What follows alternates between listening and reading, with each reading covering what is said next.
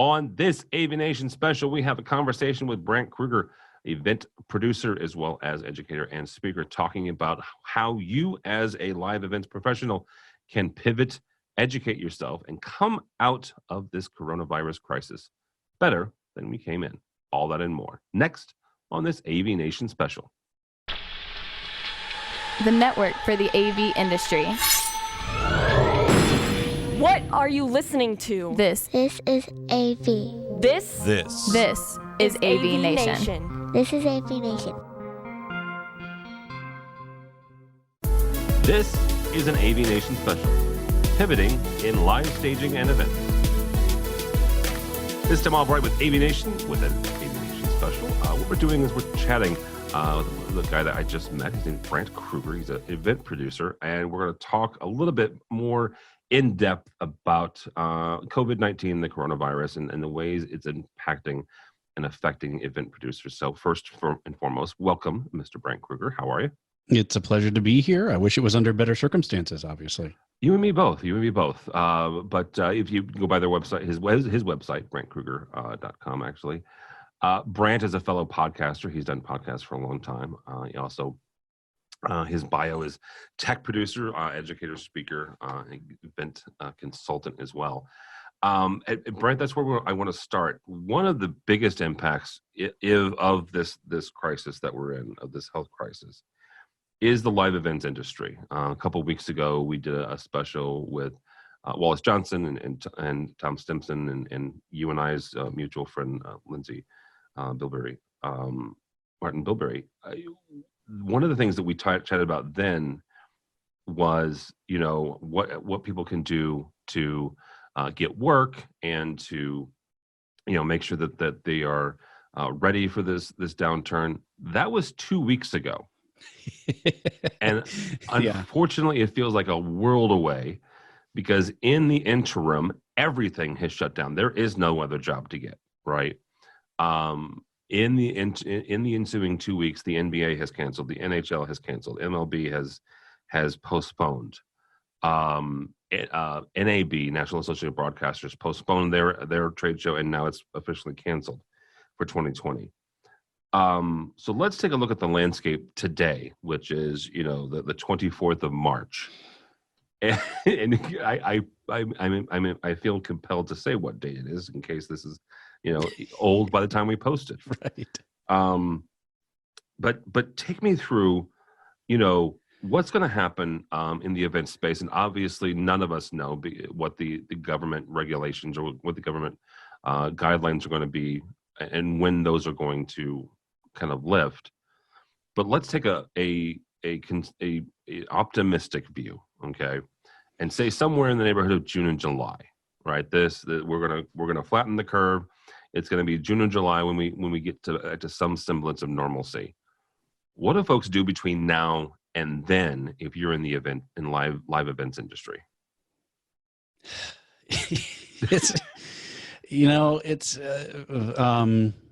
Great question, which I hate when people answer with great question, but that's the $1 million question, right? Mm-hmm. Is how do we keep the lights on?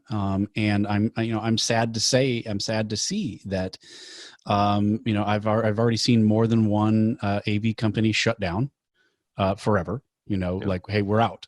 I think it's going to be particularly tough for 1099 workers, who, have, it's harder to measure what income is lost because so many things have been quote unquote postponed. It's going to be harder to quantify than hotel industry and airline industry and things like that. How much loss there's going to be at that level, how much loss there's going to be on, union staff and, riggers and all of those things. So I know you were trying to keep it uplifting, but that's why the heavy sigh, right? Is because, all of these people have to keep their own lights on. It's not just the hotel industry. It's not the venues. It's not the airlines. They're going to see money coming in from the federal government. And, maybe we'll all get a check at some point, but the people who, these people are basically out of jobs, only they don't have the advantage of being fired. and go, being able to directly go on to unemployment or something like that. So the short answer is, what do you do during this time, right? Well, if you're lucky enough to, have someone else in the household that's got a good income that you guys can live on, you can take advantage of that time for, improving your education, improving your skills. I've been talking to folks. I've been fielding a lot of phone calls these days about cybersecurity, which has always been a passion of mine. So I've committed myself to trying going back to school to a certain extent, and trying to get my basic level IT certs, so I can be more useful in that phase, in that part of the world, so that when I come out of this on the other side, I'm going to have additional skills, right, in my tool belt, that I can use as a technical person in this industry, and maybe even specialize a little bit. But I'm going to be honest, I looked at those skills and said, what's something that can be used outside this industry as well, so that when the next thing comes along, which at this point in the 20 years that I've been working in this industry, this is either the third or fourth, depending on how you count, like life-changing, industry-changing event that we've had. So, if you're lucky enough to be in that position, it's a great time to do those things that you said you would do when you would have more time on your hands. But what if you're not? Okay. So, you and I were talking a little bit before we hit record about, what happens when we come to June or July and the people that we rely on to do these jobs got jobs at Amazon. Because that's what's going to happen, right? At some point you need to keep the lights on in your house. At some point you need to keep food on your table and toilet paper stocked in the closet. So I think, we could be in for a real labor shortage, to be perfectly honest, once we come out of this, whether that's June, July, August, or next year, as people are forced to move on and try and find other things to do with their, to get income.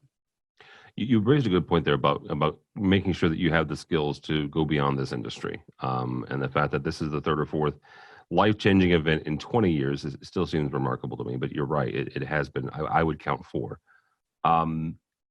When you're talking to a young person, and you're saying, you know what, this is a great industry to get in, right? It's a great industry. I have friends who have found their way into what I would consider more permanent install part of AV, but I still consider live events and live staging some of the most exciting parts of AV, right? These are the folks that get to deal with pyrotechnics, right? And the cool lights and, a different city every night if that's your thing. And the younger I was, the more thing that was my thing. But you're talking to a young person today or tomorrow or next month, right? And they're looking at the job market and going, holy crap, right? But they're looking at their future and assessing their skill set. What would you tell them if they either were considering or you were trying to get them to consider live events as a potential career path, or at least as a foundation for an exceptional career, when you have had 4 life-changing, career-changing, industry-changing events in the last 20 years?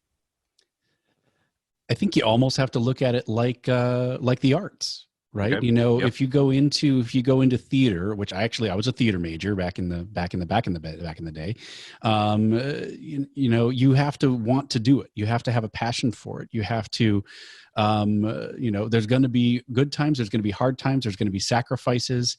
I go back. I remember, I did a semester at the University of Glasgow theater department in Scotland, and the folks that were there were so dedicated, like way more dedicated to the art than the theater majors back here in the US, to the point where, they would barely have anything more than rent and, bread for their part, and spend everything else going and seeing shows. Wow. So every dime that they had was spent on going and seeing theater because they were so passionate about it. It's a rewarding industry, right? There's plus sides, there's upsides, but it's like art, right? They're hard to quantify. For me personally, and this goes back to that kind of theater thing, there's something about coming into an empty space, whether it's an empty, concert venue or an empty ballroom, and then, working your butt off for, 2 days straight. And then you've got this thing, and then it's there, and you do your event, you do your program, you do your concert, and then you tear it all down, and it's gone. Like there's something kind of magical about that, that we get to do that. The other thing for me personally is I do a lot of corporate, a lot of association events, those types of things. It's these windows into other worlds. We learn and we grow in this big, bad, wild world of ours by expanding our horizons, by traveling, by, getting out and meeting new people. The meeting and events industry does that in spades, right? We're able to go out and get windows. It's like, wow, I'm doing a conference for, I don't know, garbage haulers. And you actually kind of get into it and like learn about their world and what's a big thing. I did a conference for an event that was about supply side of beverages, right? So not anything specific, but it was actually kind of fascinating, like how much money is lost every year on just the dumb little plastic things that hold 2 liters, those types of things. How much money is lost in kegs. I had no idea that keg theft is one of the biggest concerns of the industry, because the deposit that they ask you to put down at the liquor store nowhere nears covers the cost of the keg. So, as a guy who likes trivia and likes, being kind of a generalist and knowing a little bit about a lot of things, this is a great industry for those kinds of things. So, much like art, I think the answer to your question is finding those things that you're passionate about, finding the things, that make this industry fun. But at the same time, as I'm freely wanting to admit, I'm trying to find a little job security, something that's a little crossovery, that we can try and, stay in the industry if I can, but if I can't, there's something there to fall back on. What else can you do? Yeah. Real quickly before we move on to this, I want you to quantify for someone listening the excitement or the energy of standing in the middle of an empty arena before you open the doors. Right, where you've got right. A line array set up. It's a stereo system. The lights are up. Just the empty seats and you in the middle of that auditorium. It's kind of magic is the term, right? You've built it's like I like to do, again, I'm a generalist, so I like to do a little woodworking on the side. You take this raw materials and you build this thing, and then when you're done with it, you stand back and you look at it and you go, I made that. Yep. And I think that's where that pride comes in, where that satisfaction, where that level of magic comes in. It's like, this was a basketball arena, and now we're going to put on this amazing show and people are going to have a fantastic time. And I made that. Yeah. Well, we made that, we made that, but you do take ownership. You do. I mean, even regardless of what your job title is, or regardless of what specifically you did, you had a hand in that. Right. So you totally take ownership of that. Yeah. Yeah. So let's shift for a second and talk specifically about what you're looking at and what you're shifting to do. And that's network security. Something that I would argue 20 years ago, when you got into the event space, you would have never imagined even existing. So number one, I guess the first question is, why does it exist? Why does it have to exist today? It's and this is part of the pivot, right? Is that a lot of when I've done speaking on this and talked to folks about it, a lot of it revolved around cybersecurity in live events, right? So just dumb stuff like making sure that your registration staff doesn't have the password for the registration platform sitting on a sticky note on the laptop, and then they walk away to lunch.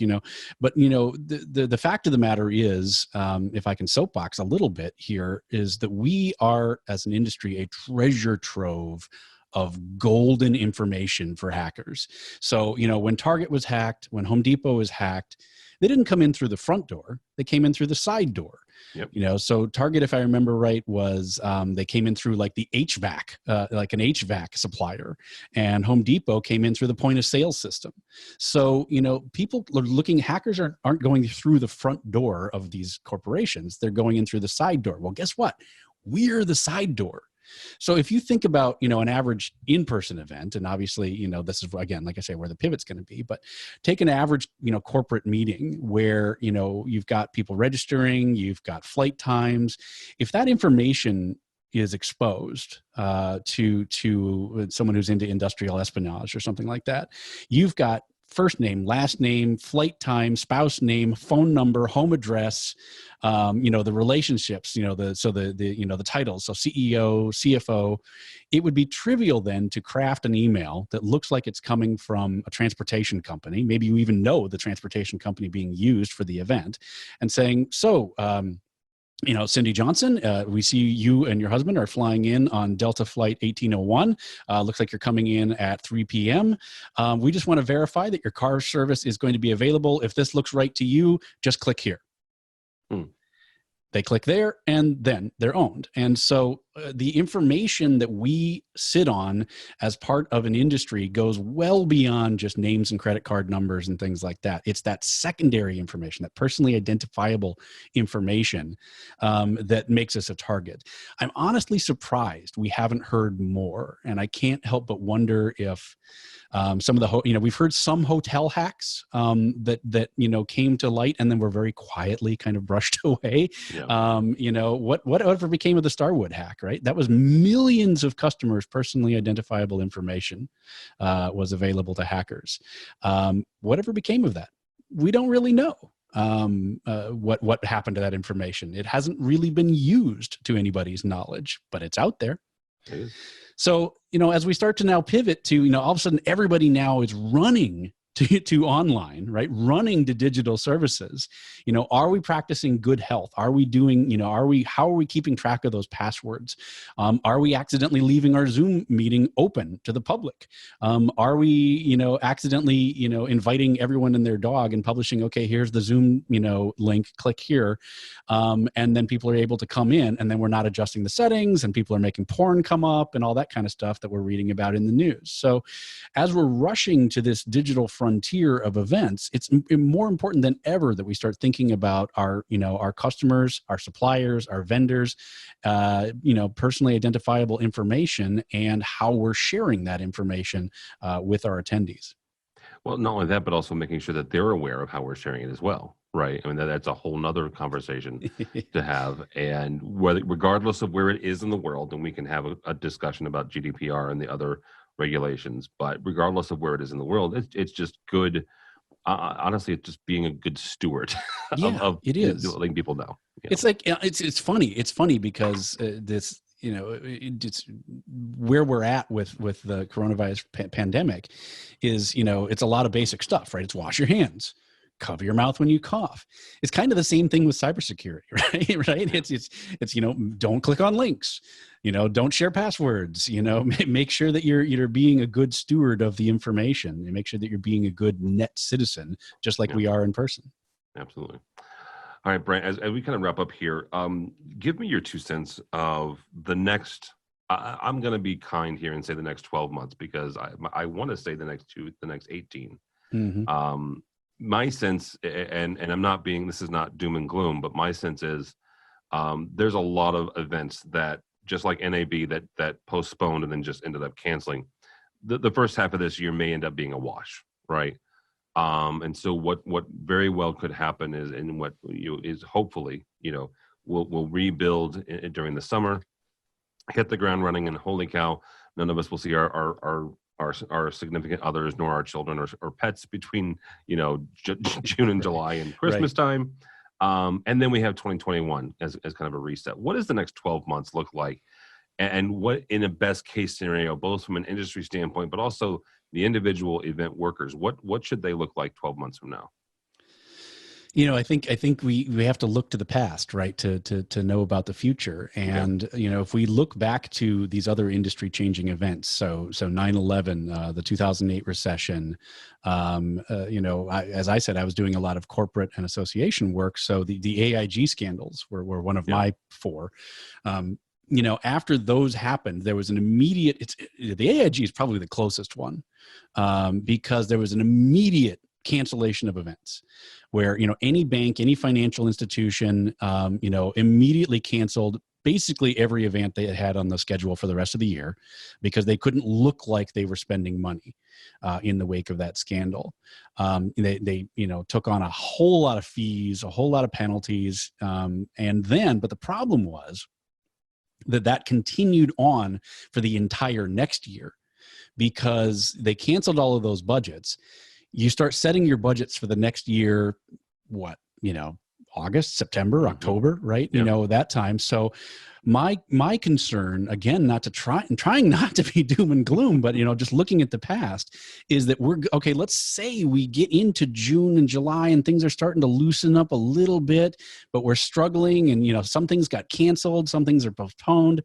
You start looking at that, I find it hard to believe that companies are going to go, we want to spend more on events. Given, people are going to be skittish. People are going to be a little scared still. We're a solid 6 months out from a vaccine, I think, so one, I don't think we'll be fully up and running again between now and then. Two, once we get into those budget setting times, I find it highly unlikely that they're going to increase their budgets. They're going to be the same or they're going to be less, which means all of 2021 is going to also be a dramatic throttle back in the meetings and events and special events industries. I just really want to hope that that's not the case. But again, based on the past, that's what I fear is going to be the case, is that this is going to be, it's going to be a solid year plus before we start to see things start to bounce back. So again, though, what happened, right? So what happens to all those people? Like you say, a lot of them move on. A lot of them find jobs elsewhere. Some people come back, some people don't. And then you've got, kind of a new batch of folks coming into the industry as the money starts to come back, just like we have since 2008. So it'll build itself back up again, but we're going to lose some folks along the way. No, absolutely. And those folks that do stick around, like you said earlier, make sure that you are expanding your skill set and looking out to ways you can build on what that will apply not only to the live events, but also outside the industry. Absolutely. And we know that we can't come out of the other end of this and not have digital be, further ahead in the conversation, right? It's too many events are going to say, well, that worked well. That actually worked really well. Why were we spending so much money on doing all the other things? So there's going to be some of that as well. So the more that we can pivot our education and pivot our mindsets to including the remote audiences, including kind of the virtual events, I think at some point they're going to kind of come into parity. That that'll be just the landscape of events. Some of them are virtual, some of them are digital, some of them are in person, and we're all going to have to be able to work cross discipline. I think obviously there's going to be specialties just like there are now. The differences between kind of rock star level production companies versus corporate event production companies versus, those kinds of things. So there'll be specialization, but, the more that you're able to work cross-discipline and just kind of see the broader landscape, I think, of events, the better you're going to come out ahead. No, absolutely.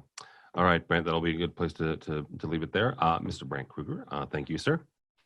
It is my pleasure again. It's again, wish it was happier times, but all we can do is keep putting one foot in front of the other and keep propping each other up, right?